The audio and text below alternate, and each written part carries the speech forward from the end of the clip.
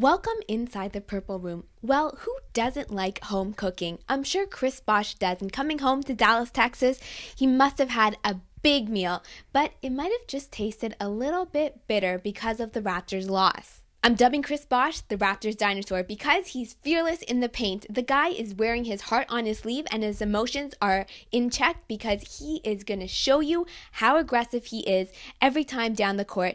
And he is not settling for any sort of jumpers because he's leading the NBA at the free throw line. One opportunity missed, let's try again and try again and try again, just as Aaliyah said it.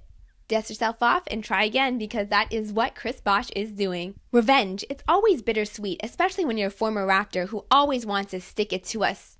Remember when Sean Marion used to be that stat stuffer in fantasy basketball who you could not miss to pick up? Well, he was showing us signs of that with the Dallas Mavericks as he was running and gunning on the floor, on both ends of the floor, and he was actually getting to the line, and of course he was getting in the paint and getting those necessary rebounds when needed for the Dallas Mavericks. Have you ever noticed the all-star himself, Dirk Nowitzki, never really shows any sort of emotion each time down the floor? He gets the basket and he comes back and he's ready to play some defense. Just notice that next time you watch him because he was phenomenal last night, again, after scoring 29 points in the fourth quarter on Tuesday. The word of the game had to be balance, and it came off the bench from JJ Barea, who is learning from the Hall of Famer to be himself, Jason Kidd, about that extra added court vision that you have to have. He made some crisp passes last night, recognizing where everyone on the court was for the Dallas Mavericks.